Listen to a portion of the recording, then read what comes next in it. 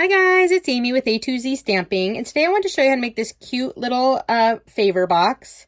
They're really easy to do. You can use any designer series paper or cardstock that you have.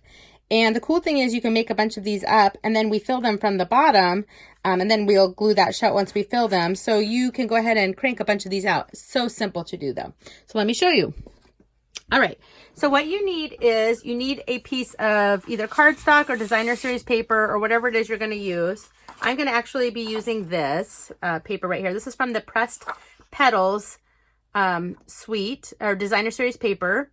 And this side has these pretty flowers, which is actually going to, we'll use this for the top, but I'm using this side for the bottom. So it almost looks like a newspaper article with flowers and stuff like that.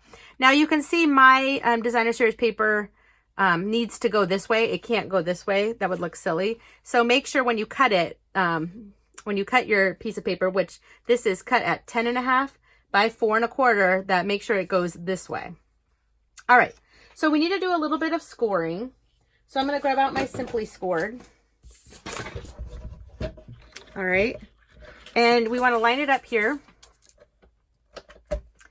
And if you want a sturdier box, I recommend using cardstock or a really thick designer series paper on the bottom. Mine's more like paper, but I was okay with that for this little treat box. But if you need something really sturdy, make sure you use cardstock.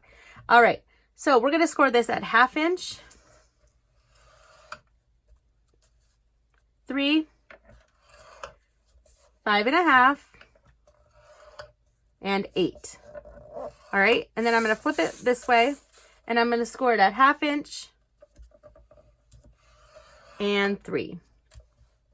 And that's it for the scoring. So we can set that aside. Okay, and then grab out your papers. Actually, let's go ahead and burnish. Let's go ahead and burnish our score line. So what I want to do is flip it over so the inside is showing. And we want to score this wider one in, but then the one on the top, we want to actually score this one the opposite direction. So this way. Okay. And then we'll go ahead and score all of these score lines in. So we've got 1, 2,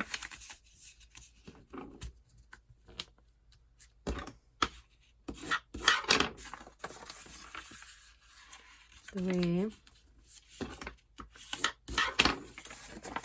All right, that looks, oh, one more right here. There's the little one. I knew there was 4. Okay. All right, so now we've got this little tiny flap on this end, the little tiny skinny one, and we're going to remove this little rectangle and this little square.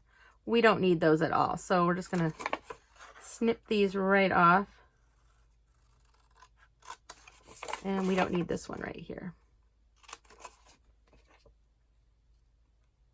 Okay, so this, where this little thin one is that we folded in, this is the top of our box, or of our little bag, I guess, and this is the bottom. So we just want to cut up these 4 little marks just to that first score mark. 1, 2, and 3.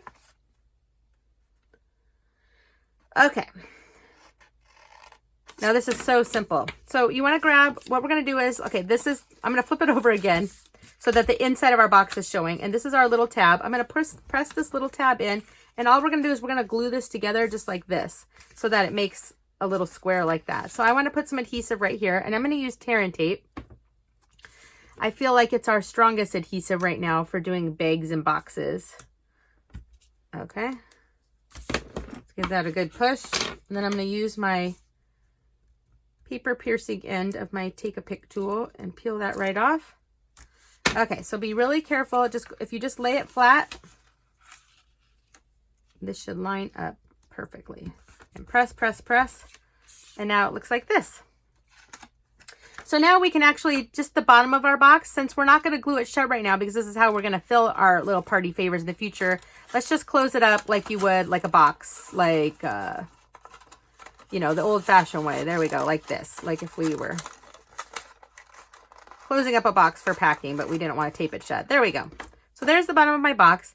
And this is actually going to pinch together eventually just like so. So we have this little tab to hold on to at the top. And you can pinch it together right now if you want, kind of like a milk carton. Just make sure it doesn't buckle weird anywhere. And that's how it's going to go, okay? But we're going to set this aside right this second. And we're going to work on the topper. So you can see here, I have a different top than what went on the bottom. And it's actually the other side of the designer series paper. So I grabbed the, what are we calling these? Stitched nested labels dies. They look like this. And I grabbed out the biggest one, which was this guy right here. And I went ahead and cut out using my Big Shot. You can use our dies in any die cutting machine you have. And I cut it out like this. So I ended up with this piece right here. And you can see it actually has the stitching around the edges. Cool, right? All right. So, and what I'm going to do with this is I'm just going to cut this in half.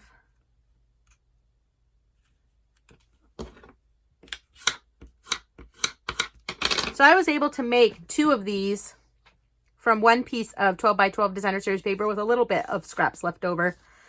If you're wondering how many you'd be able to make. So we fold it in half just like that. Now I'll grab my little box back.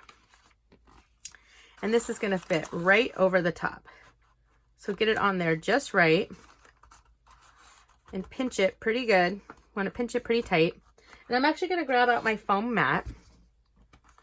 Because this is what I like to do to line up my holes. And I'm going to lay it flat. And I'm going to grab my piercer again, and I'm going to poke 2 holes so I know exactly where I want. Let's see, where's my center? So I'm just going to poke a hole here, and I'm going to poke a hole here. So now I have 2 holes. Then I'm going to grab my hole punch, and I'm going to make them look nicer now. So I just line that up right with that hole punch. See, and it makes a much nicer hole. But I feel like it's easier for me to line it up if I poke it first. Okay, so there's my 2 holes. Perfect. They're not perfectly centered. If you wanted them perfectly centered, you could grab a pencil and sort of figure it out. Mine's over a little bit, but that's okay. I'll make it work. So for my ribbon, I grabbed the scallop lace trim in Very Vanilla. And I'm going to have to sort of roll it up a little just to get it through these holes. I swear this is the hardest part of this whole project, is getting the ribbon through. So poke it through.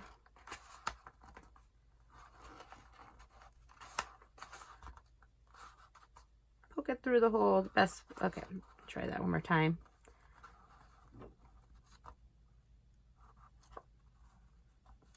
Another strategy that works is take your piercing tool and poke it through. There we go. So there's one. So I'm going to pull through a decent amount just until I get it through and know what I'm doing. And then let's go ahead and push our second little bunch through. And 2. Okay, and that's obviously way more than I need. So I'm going to pull, and I'm going to tie a bow. Actually, let's go like this. I don't need quite this much. So I'm going to cut off my end here. And I'm going to tie a bow right here on the top. I love this lace. It's so pretty. Okay.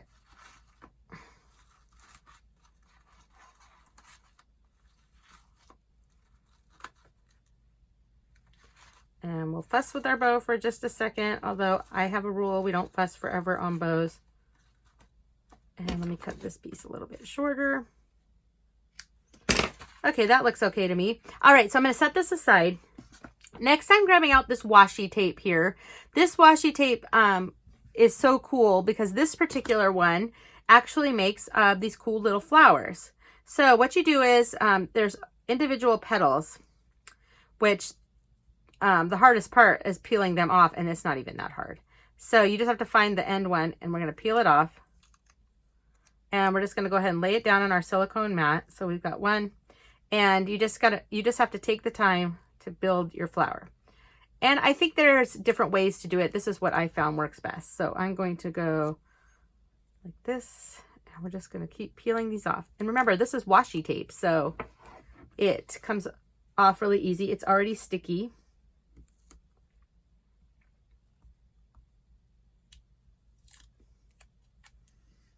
I've never seen washi tape like this before though, that you can build a flower. So it's quite cool. And I'm gonna go with this way. And let's go this way.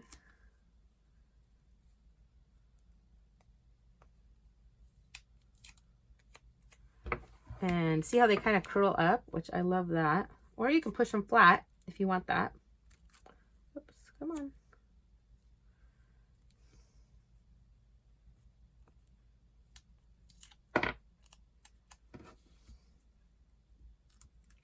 Let's see, do I like how this looks? I think I want to go with maybe a couple more.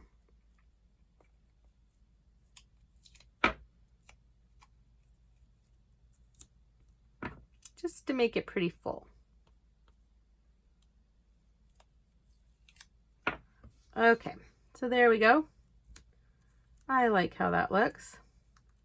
And then I'm going to grab, let's see, I'm going to grab the gold faceted gems because I need a center, and I'm going to go ahead and grab one of the big ones right there and put that right in the center.